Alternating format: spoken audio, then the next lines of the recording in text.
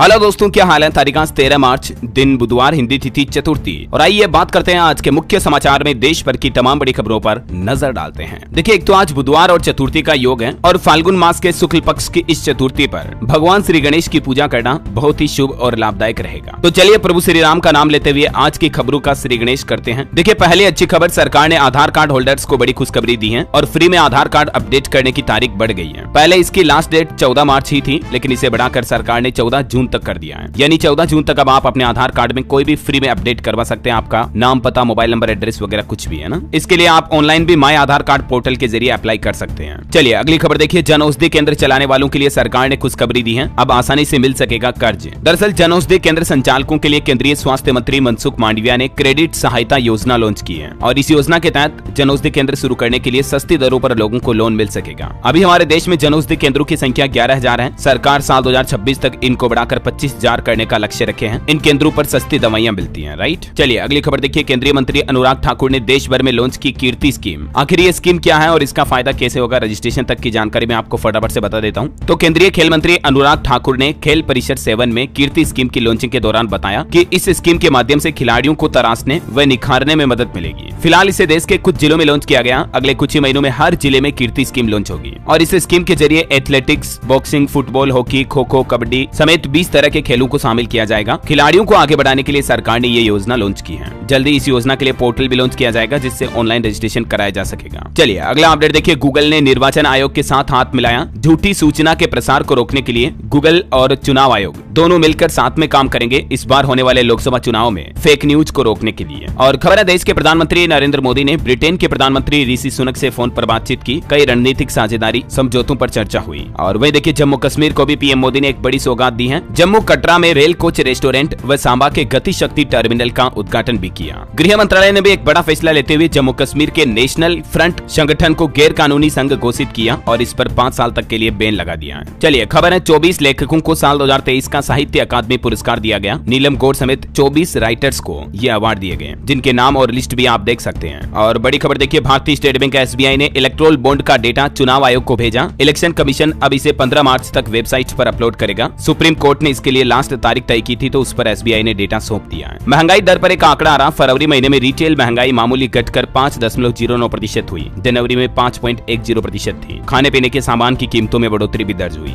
और वहीं देखिए, पॉलिटिक्स से बड़ी खबर, कांग्रेस ने लोकसभा चुनाव के लिए दूसरी कैंडिडेट की लिस्ट जारी की। 6 राज्यों में 43 नाम घोषित हुए, जिनमें 13 OBC हैं, एक मुस्लिम उम्मीदवार भी हैं। राजस्थान में भी कांग्रेस ने 10 सीटों पर नए उम्मीदवार उतारे और मध्य प्रदेश में भी कांग्रेस के 10 प्रत्याशियों में से 8 नए चेहरे हैं। और वहीं इधर राहुल गांधी की भारत जोड़ो न्याय यात्रा भी अंतिम चरण में है। महाराष्ट्र के नंदुरबार पहुंची उनकी भारत जोड़ो न्याय यात्रा और यहाँ राहुल गांधी ने जाति जनगणना आधारित सर्वे का वादा किया लोगों से। 14 साल बाद गांधी परिवार यहाँ पहुंचा। आधार कार्ड भी यहीं से लॉन्च हुआ था। हरियाणा की राजनीति में उलटफेर के बाद आखिरकार नायब सैनी हरियाणा के 11वें मुख्यमंत्री बन चुके हैं। 5 मंत्रियों ने शपथ भी ली, सभी पिछली कैबिनेट में भी थे। जबकि एक दिन पहले हरियाणा के मुख्यमंत्री मनोहर लाल खट्टर थे, लेकिन अब हरियाणा के CM बदल गए हैं। कल ही बीजेपी और JJP के बीच गठबंधन टूटा, उसके बाद ये राजनीति में बड़ी सियासी हलचल देखी गई। चलिए खबर है, प्रधानमंत्री नरेंद्र मोदी ने देश भर में 10 और वंदे भारत ट्रेनें लॉन्च की, हरी झंडी दिखाई। टोटल 85,000 करोड़ की रेल परियोजनाओं का इनॉग्रेशन किया। गुजरात के साबरमती में कोचरब आश्रम का उद्घाटन भी किया पीएम मोदी ने और प्रधानमंत्री बोले कि यह स्थान भारत का तीर्थ स्थल है। चलिए बड़ी खबर है, पेटीएम ऐप को लेकर ताजा अपडेट आ रहा कि नहीं बंद होंगे UPI पेमेंट। जल्द ही पेटीएम को कोई थर्ड पार्टी ऐप का लाइसेंस भी मिल सकता है। और खबर है, मुख्य आर्थिक सलाहकार का कहना है कि उद्योग और सेवा के क्षेत्र में भारत में अच्छी ग्रोथ देखने को मिलेगी। आने वाले समय में कृषि में भी अनियमित मानसून का असर दिखेगा। फार्मा सेक्टर को लेकर भी एक रिपोर्ट आ रही है। अगले 3-4 साल तक इस सेक्टर में भी तेजी देखने को मिलेगी। वहीं बैंकिंग और मैन्युफैक्चरिंग शेयरों में भी अच्छा पैसा बनेगा, मार्केट एक्सपर्ट का ये अनुमान है। अगर आप स्टॉक मार्केट वगैरह में निवेश करते हैं तो अपने पोर्टफोलियो में इन सेक्टर को भी अपना सकते हैं। कुछ और मार्केट की अपडेट आगे बताऊंगा आपको। फिलहाल देखिए बड़ी खबर, CAA कानून जो लागू हुआ उसके बाद अब इसे सुप्रीम कोर्ट में चुनौती दी गई है। नागरिकता संशोधन कानून को लेकर इस पर रोक लगाने के लिए सुप्रीम कोर्ट में याचिका दायर की गई और ये याचिका इंडियन यूनियन मुस्लिम लीग के द्वारा दायर की गई है। हालांकि सरकार ने CAA के नोटिफिकेशन के दूसरे ही दिन इसका पोर्टल भी लॉन्च कर दिया। जबकि मुस्लिम लीग सुप्रीम कोर्ट पहुंची। तमिलनाडु के मुख्यमंत्री भी बोले कि हम इस कानून को लागू नहीं करेंगे हमारे राज्य में। तो अभी इसका पोर्टल लॉन्च करने के बाद गृह मंत्रालय इसका मोबाइल ऐप लाने की भी तैयारी कर रहे हैं। और देखिए, यह कानून लागू करने के बाद देश भर में कई जगहों पर विरोध प्रदर्शन भी देखा गया। असम में भी देखिए CAA के खिलाफ प्रदर्शन किया। पीएम मोदी और गृह मंत्री अमित शाह के पुतले भी फूंके लोगों ने। हालांकि सरकार का भी अब बयान सामने आया, CAA से भारतीय मुसलमानों को चिंता करने की जरूरत नहीं है। विरोध प्रदर्शन के बीच केंद्र सरकार ने ये साफ कर दिया।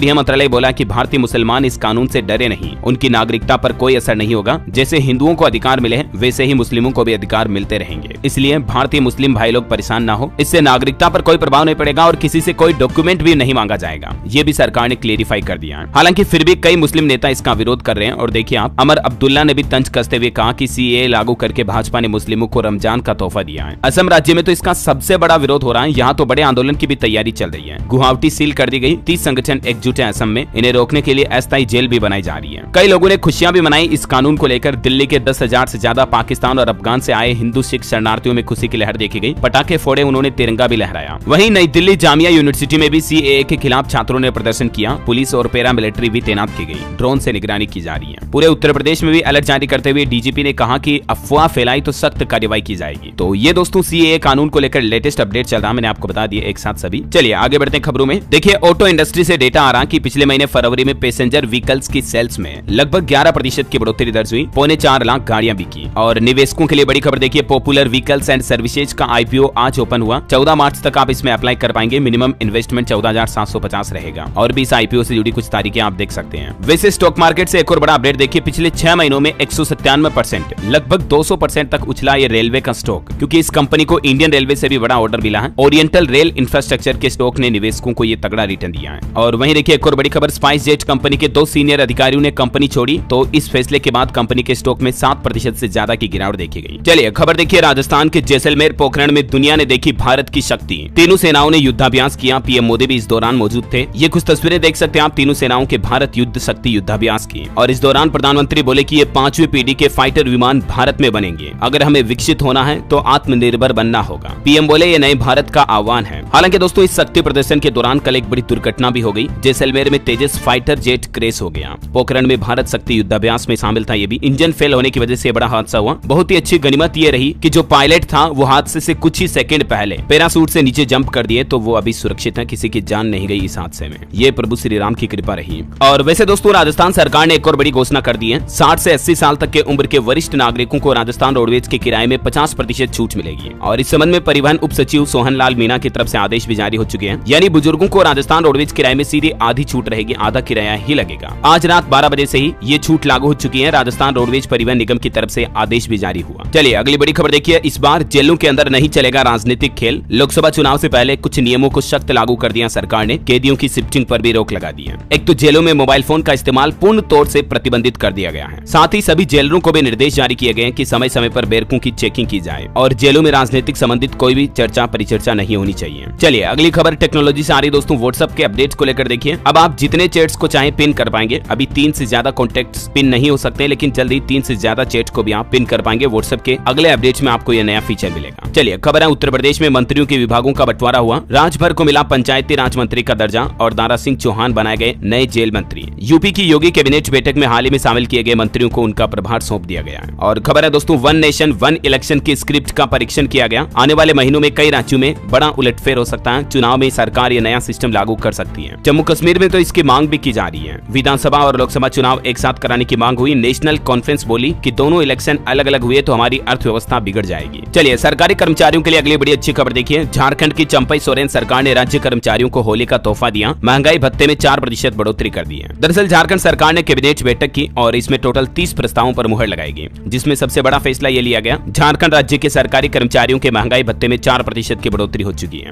और साथ ही पंचायत स्वयं सेवकों को अब 2500 रुपए मानदेय दिया जाएगा। इसके अलावा कर्मचारियों का ट्रेवल अलाउंस बढ़ाने का भी निर्णय लिया गया, जिसकी भी डिटेल आप देख सकते हैं। और वहीं झारखंड तीर्थ योजना जो सरकार की चलती है, उसमें भी 11 नए तीर्थ स्थलों को जोड़ा गया है। झारखंड को सरकार ने एक और वंदे भारत ट्रेन की भी सौगात दी। अब 7 घंटे में रांची से बनारस पहुंच पाएंगे आप। पीएम मोदी ने इसको हरी झंडी दिखाई। और कल ही झारखंड के मुख्यमंत्री चंपई सोरेन ने 2 और बड़ी योजनाएं शुरू की थी। मैंने आपको बताया था, गुरुजी क्रेडिट कार्ड योजना लॉन्च की, जिसके जरिए छात्रों को उच्च शिक्षा के लिए 15 लाख रुपए तक का लोन मिल पाएगा, मात्र 4% ब्याज दर पर, है ना। इस योजना के बारे में ब्रीफ इन्फो मैंने आपको कल बताई थी और कुछ और पॉइंट्स आप देख सकते हैं स्क्रीन पर। वैसे सरकारी कर्मचारियों की बातचीत हो रही है तो देखिए आप एक और अपडेट। कर्नाटक सरकार ने भी कर्मचारियों के महंगाई भत्ते में 4.25% तक की बढ़ोतरी की घोषणा कर दी है। होली से पहले कर्नाटक की सिद्धारमैया सरकार ने भी ये बड़ा तोहफा दिया है और इस बढ़ोतरी के बाद टोटल 42.5% महंगाई भत्ता हो चुका है। चलिए बड़ी खबर देखिए, मालदीव से भारतीय सैनिकों की वापसी शुरू हुई। 25 सैनिकों ने देश छोड़ा। मालदीव के राष्ट्रपति मुइज्जो ने कहा था कि सादे कपड़ों में भी वहाँ इंडियन आर्मी नहीं रुकेगी, तो उनकी भारत वापसी हो रही है अब। और वहीं देखिए भारत लगातार यूएनएससी में सुधार की मांग उठाता आया और अब भारत का कहना है कि यूएनएससी में वीटो से आतंकियों को बचाया गया। चीन का नाम लिए बगैर इंडिया बोला कि इन हरकतों से दोहरे रवैये की बू आती है। और भारत के अंतर्राष्ट्रीय रणनीति पर एक और बड़ी खबर देखिए आप। हमारे भारत के national security adviser NSA Ajit Doval ने इजराइल के प्रधानमंत्री बेंजामिन नेतन्याहू से मुलाकात भी की और इस दौरान गाजा में जारी इजराइल हमास जंग पर चर्चा हुई, बंधकों की रिहाई और राहत पहुंचाने पर भी बातचीत हुई। बहरहाल अभी तो कुछ और महत्वपूर्ण और काम की खबरें देखेंगे। फिलहाल आज के मौसम समाचार पर नजर डाल लेते हैं और एक छोटी सी रिक्वेस्ट आपसे यही है कि DLS न्यूज चैनल को अभी तक भी सब्सक्राइब नहीं कर रखा ना तो सब्सक्राइब करके बेल आइकन दबा दो और इस वीडियो पर आपका दिल करे मन करे तो एक प्यार भरा लाइक भी कर दीजिएगा। बाकी सब्सक्राइब जरूर कर लेना, इससे होगा कि आपको डेली के ताजा मुख्य समाचार, बड़ी खबरें, सरकारी योजनाओं की जानकारी तुरंत आपके मोबाइल पर मिल जाएगी। ओके,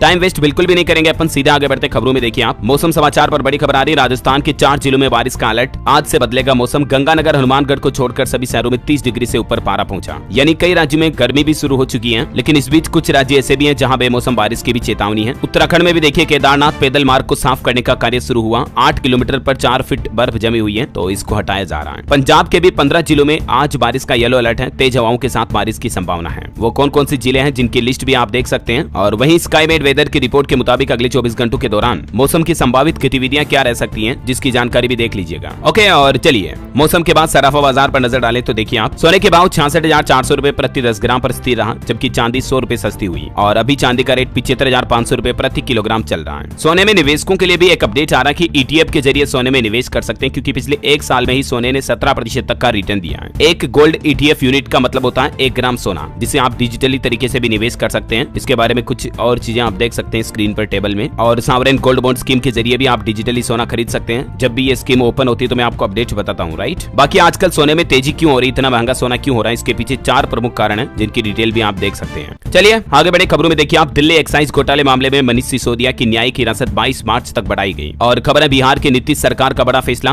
2,500 सिपाही बनेंगे IO, जून से ही उनको प्रमोशनल ट्रेनिंग भी दी जाएगी। खबर है 90 दिनों में JKC को मिलेगी जेट एयरवेज की ओनरशिप। NCLAT ने लो ट्रिब्यूनल का आदेश बरकरार रखा और JKC को एयर ऑपरेटर सर्टिफिकेट लेना होगा। इलाहाबाद हाईकोर्ट का बड़ा फैसला देखिए, पति पत्नी जीवित और अगर तलाक नहीं दिया गया तो वो दूसरी शादी नहीं कर सकते हैं। एक ऐसे ही फैमिली केस की सुनवाई करते हुए इलाहाबाद हाईकोर्ट की तरफ से ये टिप्पणी की गई। और खबर है दिल्ली के सरकारी स्कूलों में 1 अप्रैल से शुरू होगा 6ठी से 9वीं कक्षा में एडमिशन। वार्षिक कैलेंडर भी जारी हुआ, कुछ डेट्स वगैरह आप देख सकते हैं। खबर है अरुणाचल प्रदेश के बॉर्डर इलाकों में एक और हाईवे को मंजूरी दी गई। 6,621 करोड़ रुपए का ये प्रोजेक्ट है और केंद्रीय मंत्री ने इसका उद्घाटन करते हुए कहा कि सीमाई इलाकों में कनेक्टिविटी और बेहतर होगी, जिससे राज्य का सामाजिक और आर्थिक विकास भी होगा। वही देखिए, भारत में हेल्थ रिपोर्ट सामने आ रही है कि उत्तर भारतीयों के भोजन में, यानी जो भारत के उत्तरी भारत के राज्य हैं, उनके भोजन में नमक ज्यादा होता है। इसके चलते उनके शरीर में पोटेशियम की बहुत कमी हो जाती है और इस पोषण की कमी से भारतीयों की किडनी भी खराब हो रही है। हालिया George institute for global health India और PGI चंडीगढ़ के द्वारा एक संयुक्त अध्ययन किया गया, साइंस रिसर्च की गई और उसमें ये जानकारी सामने आई है।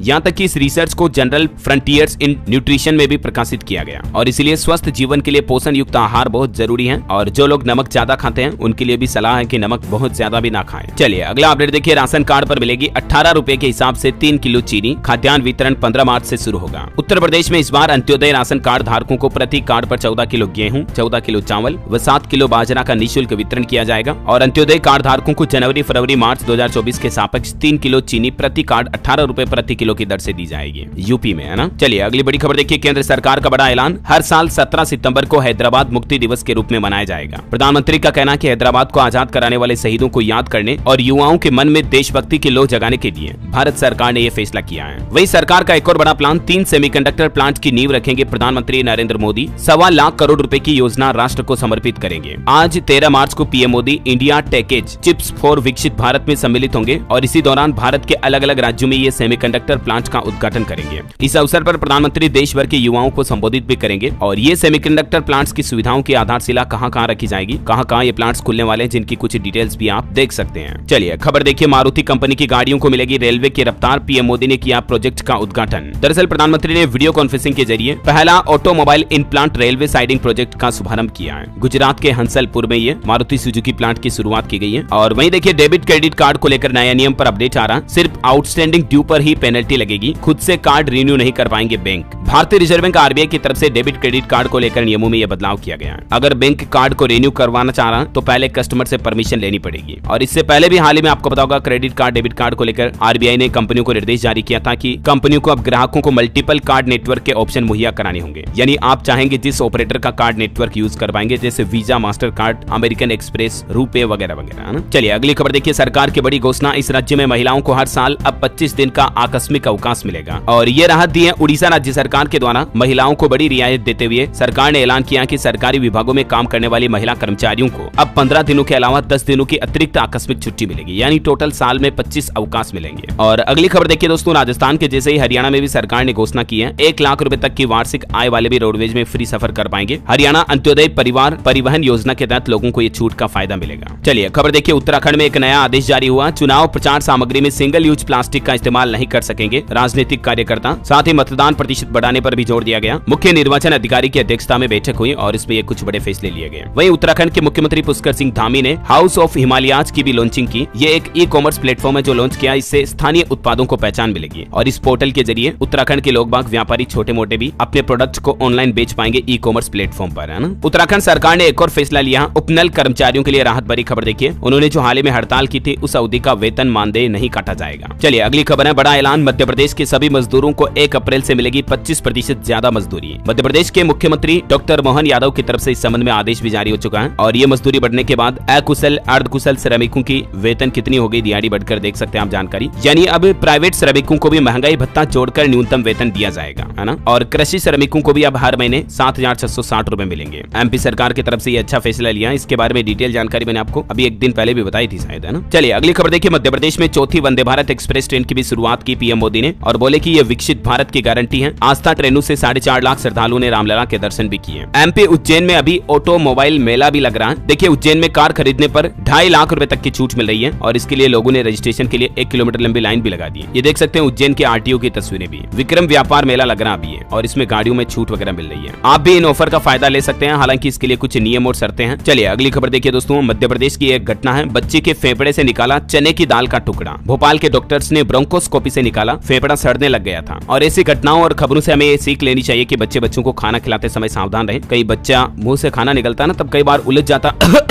ऐसे और सांस नली में खाना चला जाता है ना। तो पानी पिलाते समय, खाना खिलाते समय माताएं बहनें ध्यान रखें, है ना। और चलिए अगली खबर देखिए, राजस्थान को मिले 8 dedicated freight corridor railway station. Ajmer Delhi Vande Bharat अब चंडीगढ़ तक चलेगी। पीएम मोदी ने इसका भी शुभारंभ किया रेलवे परियोजनाओं के दौरान। मैंने आपको बताया ना, टोटल 85,000 करोड़ की रेलवे परियोजनाओं की शुरुआत की। कई और अलग अलग राज्यों में भी है। देखते हैं अपडेट फटाफट से। और वैसे राजस्थान की भजनलाल सरकार ने भी दायर की 10 से ज्यादा केवीएट। भर्ती, टेंडर, ई ऑक्शन से लेकर ट्रांसफर लिस्ट समेत कई फैसले कोर्ट में अटकने का डर है। राजस्थान सीकर में बाबा खाटू श्याम का भी तिलक हुआ। 4 बजे बाद दर्शन शुरू हुआ। पहले ही दिन 70,000 श्रद्धालुओं ने दर्शन किए। अब सुबह शाम की आरती का समय भी बदला गया है। आरती अब कितनी बजे होगी जिसकी टाइमिंग भी आप देख सकते हैं। जय बाबा खाटू श्याम की। चलिए अगली खबर देखिए, छत्तीसगढ़ के भी 18 स्टेशनों पर अब मिलेंगे लोकल प्रोडक्ट। पीएम मोदी ने यहाँ भी 43 रेल परियोजनाओं का लोकार्पण शिलान्यास किया। बिलासपुर में रेल कोच रेस्टोरेंट की शुरुआत भी की। और छत्तीसगढ़ में किसान भाई लोगों के लिए भी अच्छी खबर है। लगभग 25 लाख किसानों के खातों में 13,320 करोड़ रुपए ट्रांसफर किए गए। छत्तीसगढ़ में कृषक उन्नति योजना की राशि जारी की सरकार ने और इस दौरान मुख्यमंत्री विष्णुदेव साय बोले कि आज शुभ दिन है। पीएम मोदी की एक और गारंटी पूरी हुई। उत्तर प्रदेश रेलवे को भी प्रधानमंत्री ने बड़ी सौगात दी। 3 नई वंदे भारत ट्रेनों की शुरुआत हुई यूपी में। एक का एक्सटेंशन किया गया, मतलब रूट में बढ़ोतरी की गई। लखनऊ से पटना और देहरादून तक चलेगी। गोरखपुर वाली अब प्रयागराज तक जाएगी। यूपी आगरा को भी मिली एक और वंदे भारत ट्रेन। पीएम ने यहाँ भी हरी झंडी दिखाई। और आगरा फोर्ट मेट्रो स्टेशन का भी नाम बदल चुका है। अब इसे doctor Bhimrao Ambedkar metro station के नाम से जाना जाएगा। प्रशासन की तरफ से आदेश जारी हुआ।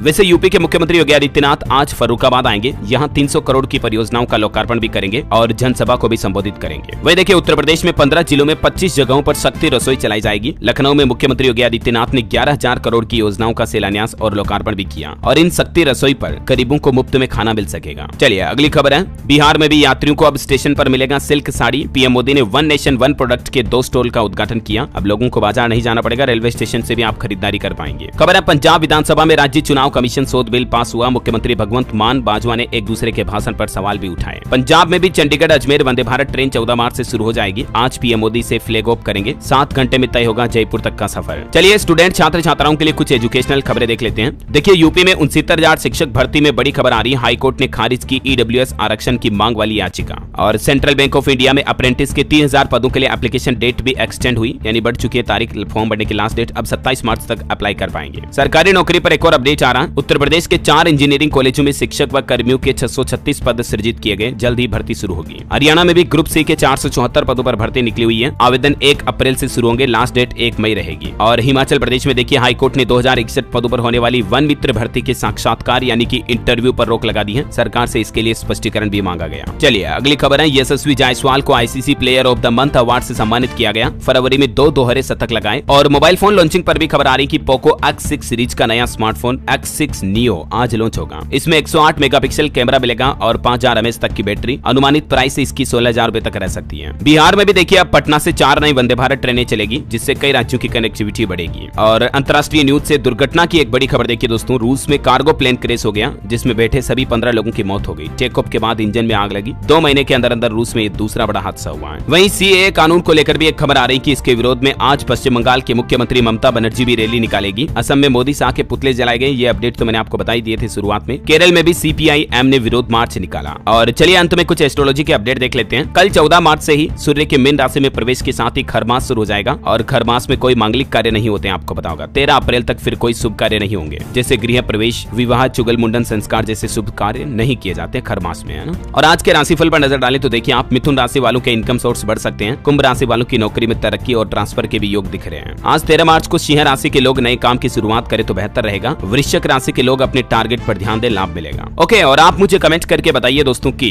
सीएए कानून से कुल कितने देशों के 6 अल्पसंख्यकों को भारतीय नागरिकता मिल पाएगी। कमेंट में लिखना आपको कुल कितने देश हैं, उनकी संख्या और नाम भी लिख सकते हैं आप चाहे तो। सही जवाब देने वाले लोगों को रैंडमली सेलेक्ट होने पर डीएलएस न्यूज टीम की तरफ से एक शानदार सरप्राइज गिफ्ट जीतने का मौका मिलेगा। और इसी के साथ ही अगर आपको वीडियो अच्छा लगा तो इसे लाइक करना, शेयर भी करना। डीएलएस न्यूज चैनल को सब्सक्राइब करके बेल आइकन तो दबा ही देना। और अपने दोस्तों मित्रों के साथ व्हाट्सएप, फेसबुक पर शेयर भी किया करो यार। उनको भी बताया करो कि यार ये डीएलएस भाई का चैनल है, इसे डेली बड़ी काम की खबरें सभी एक ही वीडियो में बता देता है। तो बताया करो यार, ऐसे बताओगे तब पता चलेगा ना उनको। तो शेयरिंग इज केयरिंग, सुना होगा आपने तो। और आप तो मेरे दिल के जिगरी यार हो यार। आप ही डीएलएस भाई के वीडियो को शेयर नहीं करोगे, दूसरों को नहीं बताओगे तो फिर कैसे काम चलेगा। खैर अपनी बातें करेंगे कभी फुर्सत में लंबी। फिलहाल तो अब वक्त हो चुका विदा लेने का। दिल तो नहीं करता आपसे दूर होने का, पर क्या करें। ख्याल रखिएगा अपने आप का, अपने परिवार का। मिलेंगे अगले नेक्स्ट अपडेट में, तब तक के लिए जय हिंद, जय भारत, वंदे मातरम।